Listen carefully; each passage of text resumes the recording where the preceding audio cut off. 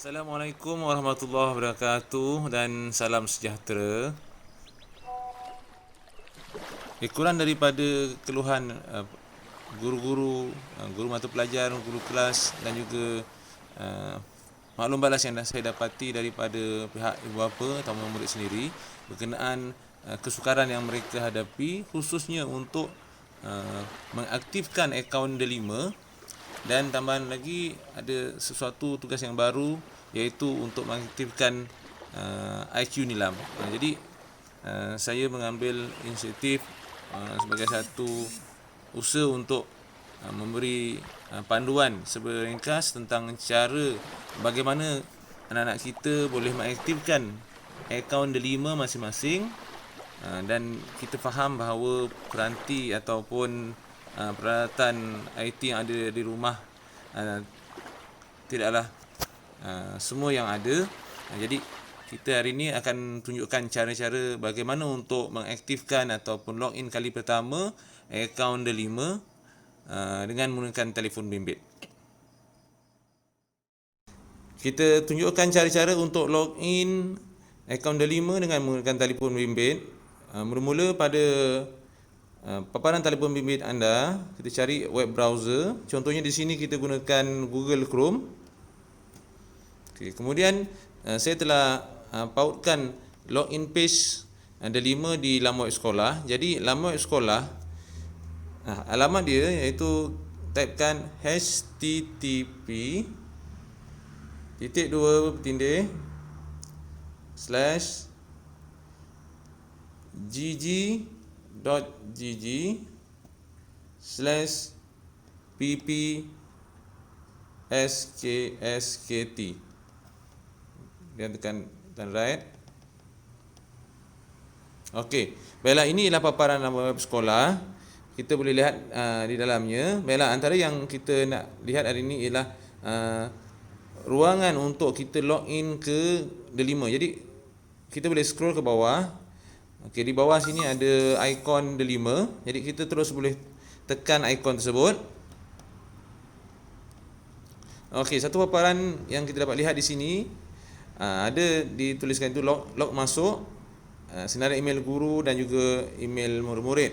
Baiklah, untuk yang pertama kali masuk ataupun yang tak ingat ID, password dan sebagainya, jadi kita boleh lihat senarai email yang ada, termasuk juga email guru.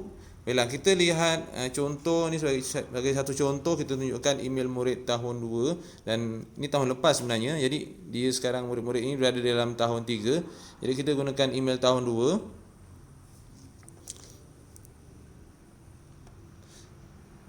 Okey, jadi kita akan dibawa masuk ke paparan email, satu senarai email dengan menggunakan Google Sheet. Di sini anda boleh lihat email, anda boleh besarkan dia kalau kecil. Okey, baiklah, untuk memudahkan anda, jadi kita boleh gunakan cara kaedah copy dan paste. Copy and paste. Kita pergi kepada alamat email. Alamat email ni yang ini yang m.1242544. Okey, jadi kita tekan atau klik di situ. Okey, jadi dia akan aktif situ, besarkan sikit. Okey, kita klik. Okey, tekan lama sikit, nanti dia akan keluar tanda ataupun ikon menu untuk copy. Tekan copy untuk salin Okey, kemudian kita pergi ke bahagian bawah skrin kita. Okey, kita pergi semula kepada login page tadi. Okey, besarkan, kemudian tekan log masuk. Kemudian tekan log masuk lagi. Okey, baiklah, kalau kita lihat di dalam telefon ini, saya telah gunakan beberapa akaun di sini. Jadi dia ada catatkan sini akaun-akaun yang telah pernah guna di sini. Jadi untuk itu, kalau untuk akaun baru, kita tekan use another account. Okey, jadi tekan add account.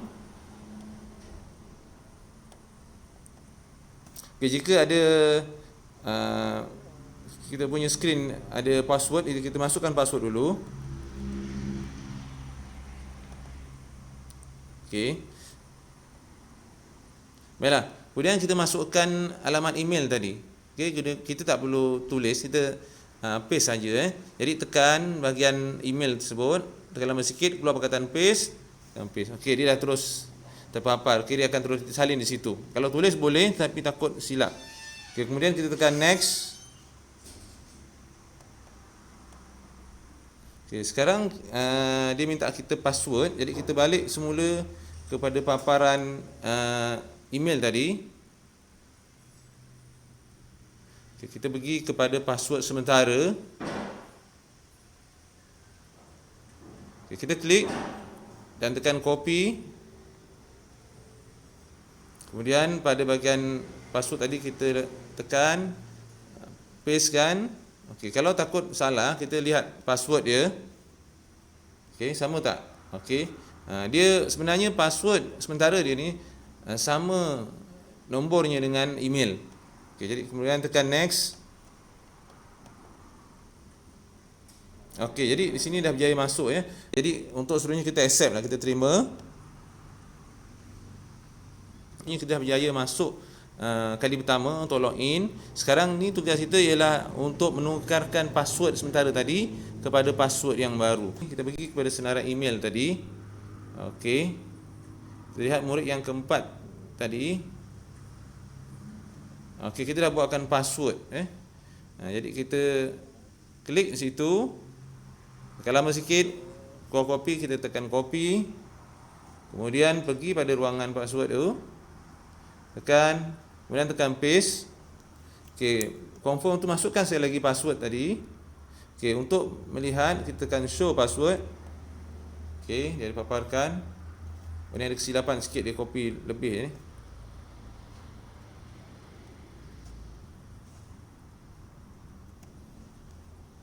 Okey.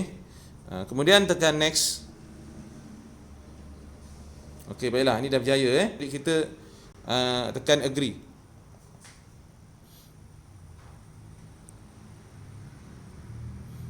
Okey, tunggu sebentar.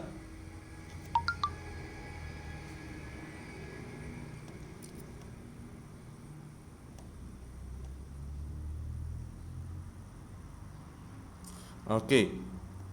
Baiklah, di sini kita dah berjaya sebenarnya untuk masukkan email kita dalam handphone ini. Jadi kalau kita nak lihat, ada di bawah ni, kita tekan use another account ni, akan ada lihat email yang tadi tu yang baru kita daftarkan di sini.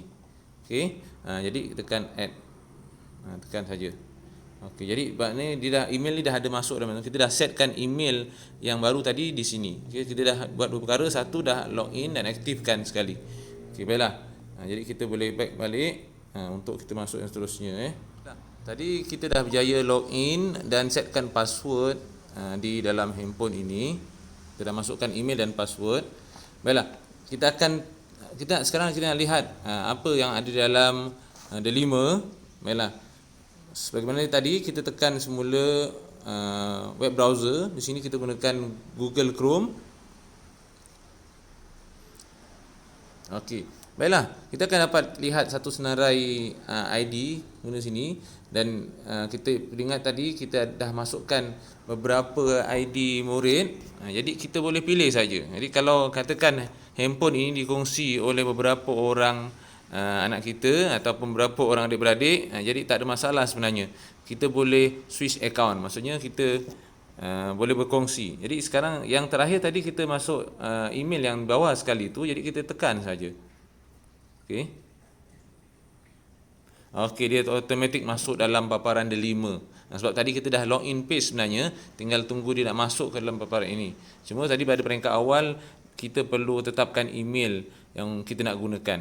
Baiklah, di sini kita dah berjaya masuk ke paparan laman web Delima Baiklah, kita tengok sedikit dia punya menu-menu yang ada di sini. Kalau kita lihat bahagian tepi penjuru atas sebelah kiri, ada 3 garis itu, kita boleh tekan.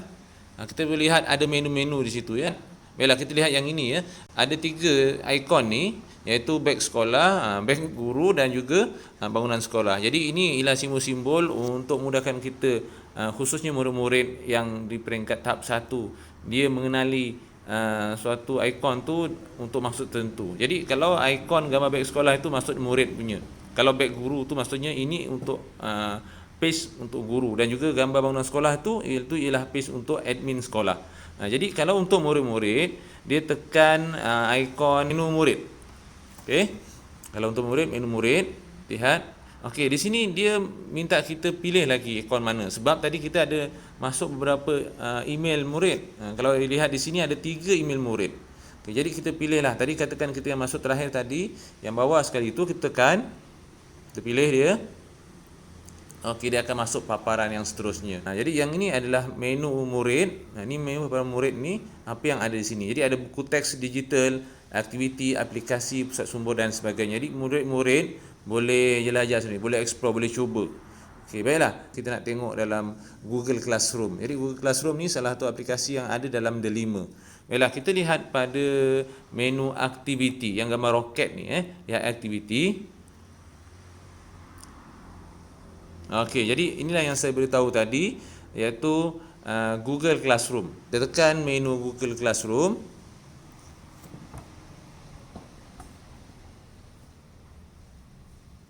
Okey, di sini lagi sekali dia akan minta kita pilih mana satu akaun, sebab kita ada beberapa murid yang dah login di sini atau dah setkan beberapa password di sini.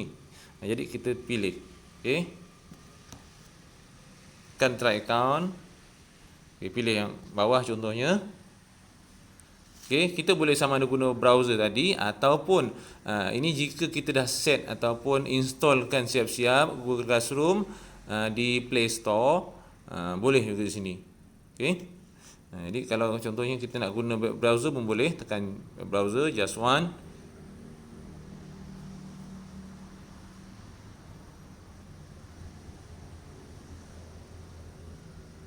Okey, di sini pun dia minta kita pilih mana satu akaun yang kita nak guna. Jadi oleh kerana ada beberapa orang murid yang telah assign ataupun sign in dalam akaun handphone ini, jadi kita boleh pilih. Jadi ada senarai nama ni, kita boleh pilih macam tadilah. Okey, teruskan.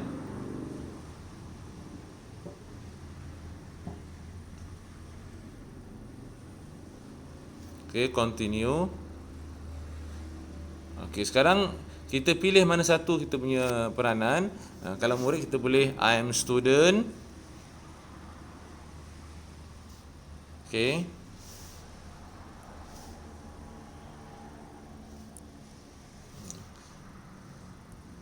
Tekan switch account. Okey, just one.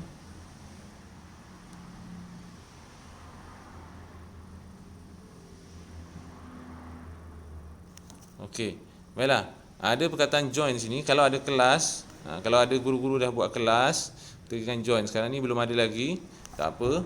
Jadi pakai contoh saja. Jadi kalau kita lihat contoh akaun lain yang dah ada kelas, kita tengok akaun yang atas ni mungkin ada kelas.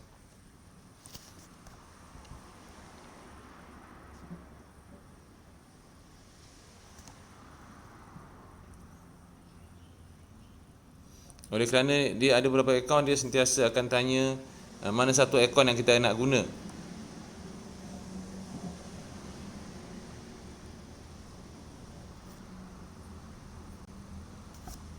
Kita pangkah dulu. Okey, ini contohlah yang dah ada akaun di sini, maksudnya dah ada kelas yang guru-guru kelas buat. Jadi murid ini contohnya telah ada.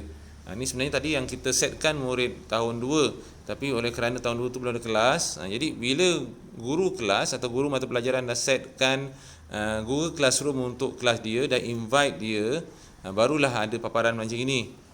Tadi yang murid tahun 2 tadi kita buatkan tu belum ada. Tak apa, kita cuba tunjuk contoh saja. Murid tahun 5 yang dah ada jemputan, maksudnya dah siap, memang dah ada kelas. Guru-guru dah buat kelas online atau kelas Google Classroom, jadi murid-murid dah boleh masuk kelas dia itu. Okay, jadi di sini kita tinggal, murid-murid tinggal tekanlah, maksudnya tekan pada kelas tersebut. Contoh ni Cikgu Hairul Anwar, ada Cikgu Asfariza, yang ni mungkin tahun lepas punya ni. Okey, kelas bahasa Melayu. Jadi tinggal pilih. Okey, boleh lihat dalamnya.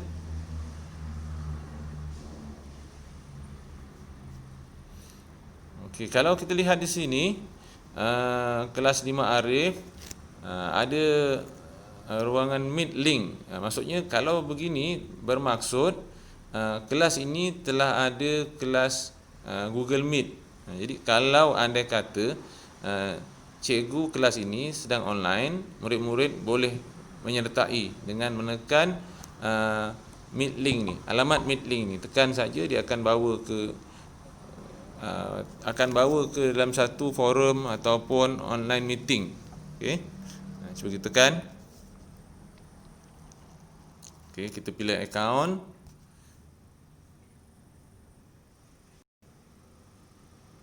Tunggu sebentar. Okey, jadi kita terus dibawa masuk ke dalam paparan ini. Jadi kita terus boleh join ataupun sebagainya. Okey. Katakan kita nak join, tapi tak ada cikgu lah di sini sebab cikgu dah keluar kelas. Jadi konsepnya kelas ni memang dah ada, tinggal murid masuk saja. Tapi kalau biasanya guru-guru akan beritahu bila waktu kelas akan bermula. Jadi kalau ikut jadual yang disediakan, murid-murid mula 8 pagi contohnya. Jadi pada waktu itu guru-guru akan mula masuk ke dalam online meet ni. Kemudian murid-murid yang masuk ke akaun delima ini dan masuk di kelas mereka boleh tekan link tersebut untuk menyertai kelas maya ni, kelas online. Jadi dia seolah-olah berada dalam kelas sebenar. Okey.